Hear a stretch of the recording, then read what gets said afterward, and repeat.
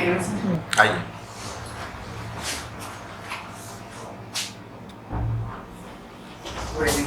बैठिए। नीतीश बताइए अपने बारे में। सर, मेरा नाम नीतीश वर्मा है। मैं बिलासपुर से हूँ। मेरी स्कूली शिक्षा सरस्वती शिशु मंदिर बिलासपुर से हुई है और गवर्नमेंट इंजीनियरिंग कॉलेज बिलासपुर से मैंने मैकेनिकल ब्रांच में स्नातक किया है। मुझे क्रिकेट खेलना पसंद है। क्या कारण सरस्वती शिशु मंदिर के बच्चे इस बार बहुत ज़्यादा आ रहे इंटरव्यू के लिए, उसे क्या रीज़न मानते हैं? सर, सरस्वती शिशु मंदिर जहाँ तक मैंने नोटिस किया है, ज़्यादातर बच्चों की लेखन शैली काफ़ी अच्छी रहती है। अच्छा, तो ऐसा कुछ विशेष रूप से वहाँ पे आपकी एक्टिविटीज़ होती है वहाँ पे? हाँ सर, वहाँ लेखन की प्रतियोगिताएं होती है और वो राष्ट्रीय स्तर तक होती है। अच्छा, सेवा भारती क्या है?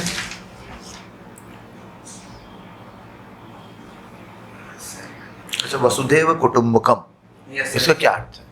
सर, समस्त विश्व एक परिवार है। इसके लिए कोई श्लोक पता है आपको? संस्कृत का एक श्लोक है जो वसुधैव कुटुंबकम को बताता है।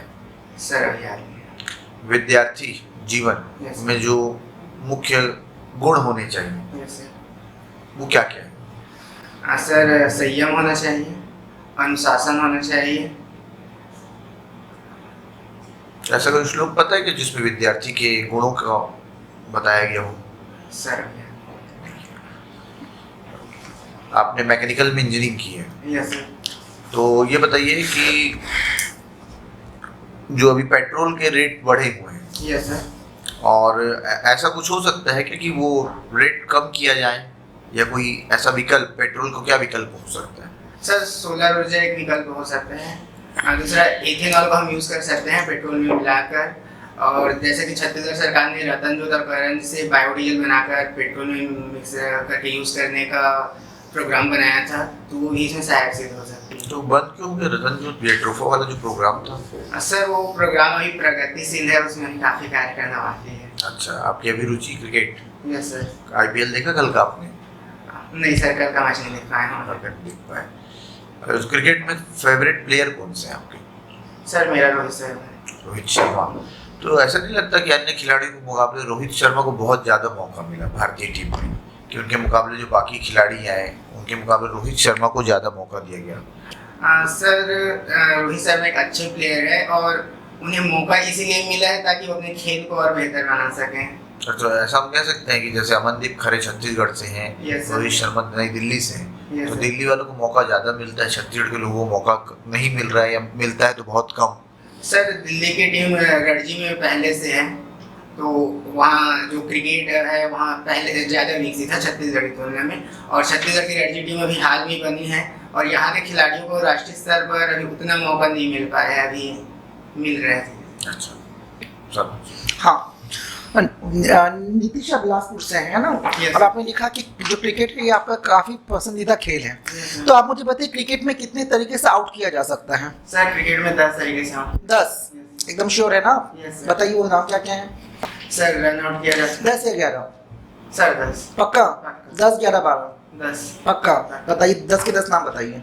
सर, बोल्ड किया जा सकता है, catch out, run out, LBW, stumping.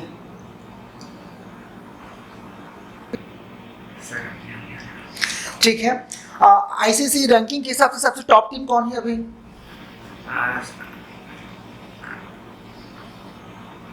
Sir, south Africa के कैप्टन कौन है? जो क्रिकेट टीम के कैप्टन कौन है? सर, ठीक है। अभी पेट्रोल की कीमत ग्रेजुअली इंक्रीज हो रही है ना? राज्य सरकार बोलती है इसके लिए केंद्र सरकार जिम्मेवार है ना? केंद्र सरकार की नीतियों की वजह से जो है पेट्रोल की कीमत लगातार बढ़ रही है, लेकिन राज्य सरकार इसको जीएसटी के दायरे में लाना नहीं चाहती है। Yes sir. ऐसा क्यों? सर, जो पेट्रोलियम का प्राइस है उसमें केंद्र सरकार और राज्य सरकार दोनों टैक्स लगाती है। अगर केंद्र सरकार इसको जीएसटी के दायरे में लाती है तो राज्य सरकार को इस पर टैक्स लगाने का अधिकार नहीं रहेगा, तो उनको रेवेन्यू लॉसेस हो जाएगा। तो फिर मतलब ये भी है ना कि बहुत हद तक तो पेट्रोल की कीमत राज्य सरकार के ऊपर भी निर्भर है। Yes sir. तो फिर ये केंद्र सरकार के ऊपर क्यों एकदम थोप देते कि ये सरकार की नीति सही नहीं है? सर, पेट्रोलियम हम आपको और एक बात बोलूं, जो वित्त आयोग है, वित्त आयोग ने भी कहा कि हिस्सा तो राज्य को मिलना चाहिए, तो राज्य को तो पर्याप्त मिलता है पेट्रोल वाले मामले से, चाहे तो वो कम कर सकती है, तो फिर केंद्र सरकार के ऊपर ये दाद क्यों लगाती है? पेट्रोलियम हम मुख्यतः आयात करते हैं तो अब आयात से रिलेटेड जितनी नीति है वो केंद्र सरकार बनाती है, इसलिए जो राज्य सरकार है केंद्र सरकार पर मुख्यतः इसका भार डालती है। आप यही कारण बोल रहे हैं इसका, सर, यही एकदम वाजिब कारण है। सर मुझे तो ये कारण नजर आता है। आपने दर्शन पढ़ा है? हाँ सर। एकादश व्रत क्या है? Yes sir. एकादश व्रत, गांधी जी के एकादश व्रत क्या है? सर गांधी जी ने अपने सत्याग्रह आश्रम में रहने वाले लोगों के लिए। तो एकादश व्रत केवल सत्याग्रह आश्रम में रहने वाले लोगों के लिए था, बाहर के लिए नहीं था। सर वो मुख्यतः आश्रम वासियों के लिए था, लेकिन आश्रम के बाहर के लिए भी गांधी जी उसको उपयोगी मानते थे। क्या था एकादश व्रत? सर एकादश व्रत में गांधी जी ने 11 आदर्श निर्धारित किए थे, जिनमें थे सत्य, अहिंसा, ब्रह्मचर्य, अस्तेय, अपरिग्रह। ये तो आपने जैन धर्म में पढ़ा होगा, वो भी तो यही कहते थे। ये बौद्ध धर्म में भी यही पढ़ा था, 10शील तो उसमें भी यही था 5। Yes sir. तो गांधी जी की अहिंसा और उस अहिंसा में क्या अंतर है? सर गांधी जी की अहिंसा में केवल निषेधात्मक तत्व नहीं थे, उसमें सकारात्मक तत्व भी शामिल थे। अस्वाद भी था एक। Yes sir. अस्वाद क्या है? सर अस्वाद का अर्थ है कि जो हम भोजन करते हैं वो शरीर की ऊर्जा पोषण के लिए होना चाहिए, न कि भोग और स्वाद के लिए। डॉक्टर भीमराव अंबेडकर का जो दर्शन है उसके अनुसार उन्होंने शूद्र किनको कहा? शूद्र कौन थे? सर आप मुझे बताइए, न्यायिक सक्रियतावाद और क्या बोलते हैं जुडिशियल रिव्यू, न्यायिक पुनर्विलोकन, दोनों में क्या अंतर है?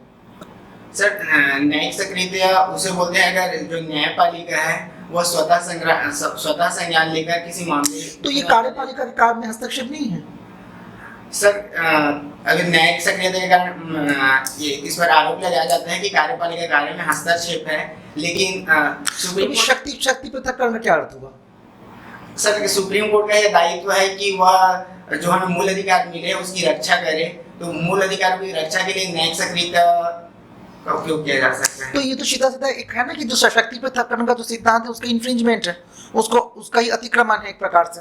शक्ति पृथक्करण का मतलब तो वही होता है ना कि सबको अपने अपने कार्य जो है वो खुद करना चाहिए, कोई एक दूसरे कार्य में ओवरलैपिंग ना हो। हाँ, सर तो सुप्रीम कोर्ट भी तो अपना कार्य ही कर रहे हैं, मूल अधिकार की रक्षा का कार्य तो सुप्रीम कोर्ट का ही। तो ऐसा तो होना चाहिए जब तक उस पर पिटिशन डालेगा तब वो उस पर निर्णय करे, तो स्वतः संज्ञान लेके ही करने लगे हैं। सर हमारे समाज में बहुत से ऐसे लोग हैं जो सुप्रीम कोर्ट तक नहीं पहुंच सकते, या फिर जब तक वो पहुंचेंगे तब तक वो मामला भी बहुत देरी हो सकती है, तो मुझे लगता है उसके लिए स्वतः संज्ञान लिया जा सकता है। भारत धर्मनिरपेक्ष राष्ट्र है, यस सर। है ना? इस धर्मनिरपेक्ष शब्द कब जोड़ा गया? 42वां संविधान संशोधन 1976। Yes sir. तो क्या इस शब्द को जोड़ने से पहले भारत धर्मनिरपेक्ष नहीं था? जी सर बिल्कुल था। तो फिर क्या जरूरत पड़ा इसको संविधान में इस शब्द को हूबहू इसमें डालने की? क्या इंदिरा गांधी की सरकार के समय में क्या आवश्यकता पड़ेगी? क्या इसका मतलब पहले भारत धर्मनिरपेक्ष नहीं था? सर भारत पहले भी धर्मनिरपेक्ष राज्य था, और सर मुझे नहीं मालूम इस बात का। ये धर्मनिरपेक्ष और पंथ, हमारे संविधान में तो पंथ निरपेक्ष शब्द यूज हुआ है, जबकि इंग्लिश में तो सेक्युलर वर्ड यूज हुआ है ना? तो पंथ निरपेक्ष और धर्मनिरपेक्ष में क्या अंतर है? सर धर्मनिरपेक्ष का अर्थ होता है कि जो राज्य के मामलों में धर्म का हस्तक्षेप स्वीकार नहीं होगा, या फिर राज्य की नीतियों का संचालन धार्मिक आधार पर नहीं होगा। लेकिन जैसा कि हम जानते हैं भारत में विभिन्न धर्मों के अंदर भी काफी सारे जातियां हैं, उसके अंदर काफी सारे संप्रदाय हैं, तो पंथ निरपेक्षता उन सभी संप्रदायों को भी शामिल करता है। अद्वैतवाद क्या है? सर ठीक है, okay. Nitish ji, yes sir. हमने सरस्वती शिशु मंदिर से अपनी स्कूलिंग की है। Yes, सरस्वती शिशु मंदिर की आप 2 विशेषताएं बताइए जिसमें आप सबसे महत्वपूर्ण मानते हैं। सर सरस्वती शिशु मंदिर में पढ़ाई के साथ ही भारतीय संस्कृति की भी शिक्षा दी जाती है। दूसरा, वहाँ पर स्पोर्ट, बौद्धिक और साइंस से रिलेटेड काफ़ी सारी प्रतियोगिताएं होती है, जहाँ पर हम राष्ट्रीय स्तर तक पार्टिसिपेट कर सकते हैं। अच्छा, ये विशेषता है। वहाँ ऐसी विशेषता बताई जाती है कि वहाँ मोरल इथिक्स पे ज़्यादा ध्यान दिया जाता है पढ़ाई के साथ साथ, यस ऐसा है? Yes sir. ऐसा कोई एग्जांपल देंगे कि क्या किससे सिद्ध होता है कि ऐसा कुछ एग्जांपल दिया जाता है? सर हम लोग अपनी सुबह स्कूल की शुरुआत प्रार्थना से करते थे। उसके बाद वहाँ पर जो हमारे प्राचार्य हैं वो दैनिक जीवन और विद्यार्थी जीवन से रिलेटेड कुछ बातें हम बताते थे। हमारे सिलेबस में नैतिक शिक्षा का एक एक्स्ट्रा विषय था जिसमें नैतिक शिक्षा की पढ़ाई की जाती। अच्छा, नैतिकता से आप क्या समझते हैं? सर नैतिकता से अर्थ है कि जिससे हमारा जो आचरण है वो अच्छे गुणों से प्रेरित हो। अच्छा, तो आप नैतिकता को प्रशासन में कैसे देखते हैं? आप ये देखिएगा कि प्रशासन में हमेशा नैतिक नीतियाँ बनी होती है। आप इससे, आपने लोक प्रशासन पढ़ा तो आपसे इससे वाकिफ होंगे, है ना? तो हमेशा से नैतिक दुविधा बनी होती है, तो आप प्रशासन में नैतिकता किसको मानते हैं? सर प्रशासन में जो हमें अधिकार मिले हैं और उसके साथ जो उत्तरदायित्व मिला हुआ है, तो उसका उन अधिकारों का उचित तरीके से प्रयोग करना और अपने उत्तरदायित्व को निभाना को मैं नैतिकता मानता हूँ। अंतिम रूप से प्रशासन का लक्ष्य क्या होना चाहिए? सर जनता के हितों की रक्षा और अच्छा, तो अगर जनता के हित है एक साइड पे Yes, sir. और एक साइड पे नियम और जो भी नियम वहाँ नियमावली बनी हुई है, Yes, sir. तो यदि नियमावली से जाएंगे तो जनता का हित प्रभावित होगा और जनता का हित से जाएंगे तो नियमावली प्रभावित होगा। आप क्या करेंगे यहाँ पे? सर ऐसे विषय में मैं जनता के हितों को ज़्यादा महत्व देना चाहता अच्छा, मतलब नियम आप फॉलो नहीं करेंगे? हूँ। यस सर, बोल सकते हैं। मतलब जनता का हित, अगर यदि आपको ट्रैफिक सिग्नल तोड़ना पड़े यस सर। और किसी की जान बचानी है या किसी की एक्सीडेंट हुई है, यस सर। तो आप ट्रैफिक सिग्नल तोड़ देंगे? सर मुझे लगता है उस स्थिति में ट्रैफिक सिग्नल से ज़्यादा व्यक्ति की जान ज़्यादा महत्व। अच्छा, वो ट्रैफिक सिग्नल तोड़ने से एक्सीडेंट हो गया, 2 लोग और मर गए तब? सर मैं ट्रैफिक सिग्नल तोड़ते समय इस बात का ध्यान रखूंगा वहाँ पर किसी अच्छा, मतलब तुम बीच का रास्ता निकालने की कोशिश करोगे? चलो ठीक है। आपने धन्वंतरी योजना के बारे में सुना? Yes sir. धन्वंतरी योजना क्या है? सर इस योजना के तहत जो राज्य सरकार है वो सभी नगरीय निकायों में मेडिकल स्टोर स्थापित करेगी।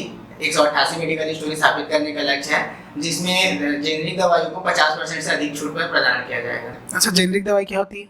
सर जेनरिक दवाई उन दवाइयों को कहता है जिसका पेटेंट किसी कंपनी के पास नहीं होता, उन्हें कोई भी कंपनी उत्पादित कर सकती है। अच्छा, तो इससे दूसरी कंपनियों को नुकसान नहीं होगा? सर जो मेडिकल की तो दवाइयों के लिए जो पेटेंट रहता है वो निश्चित वर्ष के लिए रहता है और वो अवधि समाप्त होने के बाद सभी कंपनियों का अधिकार रहता है कि वो दवाई को उत्पादित कर सकती है। अच्छा, तो इससे जनता को फायदा होगा? सर मुझे लगता है होगा। और बड़ी कंपनी को नुकसान नहीं होगा? नहीं सर, मुझे तो नहीं लगता है। ठीक है नीतीश जी, ये बताइए छत्तीसगढ़ को यदि अलग अलग नामों से आपको बताना हो तो कैसे बताएंगे? हाँ सर, धान का कटोरा बोल सकते हैं। और सर मुझे बस यही नाम याद है। अच्छा, ये आज़ादी की 75वीं वर्षगांठ क्या थी? सर हमारे इस साल हमारे देश को आज़ादी 75 साल हो गए हैं, तो उसे सेलिब्रेट कर रहे हैं। सेलिब्रेट कर दो, उसके लिए कुछ कमेटी बनी है, कुछ विशेष भी गठन हुआ है ना, कुछ जान रहे हैं उसके बारे में? नहीं सर, मुझे आइडिया नहीं है। 2000 का नोट देखा आपने? Yes sir. उसके पीछे कौन सी इमेज है? सर मंगलयान। मंगलयान। तो मंगलयान मिशन क्या था? सर मंगलयान के मिशन के तहत हमने मंगल में एक ऑर्बिटर भेजा है जो मंगल की परिक्रमा कर रहा है और उससे मंगल ग्रह से संबंधित डेटा इसरो को प्राप्त हो रहा है। इसरो को प्राप्त हो रहा है। विक्रम क्या था उसमें? सर विक्रम, सर उसमें विक्रम नाम की कोई चीज़ नहीं थी। हाँ, और उसके बाद जो सेकंड टाइम भेजा गया उसमें क्या था? विक्रम। सर विक्रम लैंडर था जो चंद्रयान मिशन में भेजा गया था। चंद्रयान। आपकी जो hobby cricket, yes sir. Cricket को हम ये कहें कि इतना भारत में लोकप्रिय क्यों है क्रिकेट, उसका कारण क्या मानते हैं आप? सर मुझे लगता है कि 1983 में जब हमने वर्ल्ड कप जीता था और उस समय टीवी भी काफ़ी क्षेत्रों में पहुंच चुका था, तो उस वर्ल्ड कप के जीतने के उत्साह से ही लोकप्रियता बढ़ी है। ऐसा नहीं लगता कि जो ओडीआई है, T20 तो चलो शॉर्ट टाइम का है, यस सर। जो ओडीआई हो वो टाइम वेस्टिंग भी तो होता है। भाव इतनी बड़ी पब्लिक है, इतने भारत के लोग, इतनी जनसंख्या है, यस सर। जो वो अपना दिन उसमें खराब कर देती है। Yes sir. तो ये नहीं लगता कि कहीं क्रिकेट एक समस्या भी है कि लोग जो हैं भारत के वो उस दिन कुछ काम नहीं करते हैं, ऑफिसों में काम बंद रहता है, और क्रिकेट आप भी प्रेमी हो, यस सर। तो मान लो जिस दिन कुछ क्रिकेट मैच हो भारत का किसी देश के साथ, मान लो फाइनल मैच हो, यस सर। तो ऐसा भी देखा था ऑफिस भी खाली रहते हैं। Yes sir. तो एक तरह से कार्य क्षमता पर भी तो प्रभाव पड़ता है। यस सर, कार्य क्षमता पर प्रभाव पड़ता है, लेकिन हमारे जो क्रिकेट लोकप्रिय है और वो टेलीविजन में जब देखते हैं तो उसे एडवर्टाइजमेंट से गवर्नमेंट को काफ़ी ज़्यादा रेवेन्यू भी होता है। अच्छा, और बाकी हमारा राष्ट्रीय खेल तो फिर हॉकी है, फिर भारतीय हॉकी को राष्ट्रीय खेल कहते हैं, क्यों ना क्रिकेट को ही राष्ट्रीय खेल बना दें? सर हम क्या बोलते हैं, जो हॉकी को राष्ट्रीय खेल बोलते हैं वो संविधान या किसी कानून में लिखा नहीं है, उसको हम अपने प्रेम से बोलते हैं, क्योंकि मेजर ध्यानचंद जी के नेतृत्व हमने काफ़ी बार ओलंपिक में गोल्ड मेडल प्राप्त किया है, इसलिए उसे राष्ट्रीय खेल तो बोला जाता है, लेकिन ऑफिशियल वो राष्ट्रीय खेल नहीं है। अच्छा, अभी हॉकी में प्रदर्शन बताइए, ओलंपिक में भारत में हॉकी का प्रदर्शन क्या रहा? सर जो पुरुष टीम थी उसने कांस्य पदक जीता है और जो महिला टीम थी वो कांस्य पदक से चूक गई, वो चौथे स्थान पर है। चौथे स्थान में। भारतीय हॉकी में जो महिला टीम थी यस सर। उसकी कैप्टन कौन थी? सर यार भारतीय महिला क्रिकेट टीम की कैप्टन कौन है? सर वनडे और टेस्ट की कैप्टन मिताली राज है और T20 की कैप्टन है हरमनप्रीत कौर। अच्छा, स्मृति मंदाना ने हाल ही में एक रिकॉर्ड बनाया, वो क्या है? सर उन्होंने डे नाइट टेस्ट क्रिकेट में शतक बनाया है, पहली महिला भारतीय खिलाड़ी है। किसी विशेष बॉल से खेला गया वो test match? Sir pink ball से। ऐसा क्या कारण था कि 2 बॉल पहले से थी, पिंक बॉल लॉन्च की गई? सर वो डे नाइट मैच के लिए ज़्यादा सूटेबल है। अच्छा, प्रकाश के प्रति ज्यादा सुगराई है। Yes sir. किस रंग का तरंगा सबसे ज्यादा होता है? सर लाल रंग। लाल रंग का। ठीक, thank you. Thank you sir.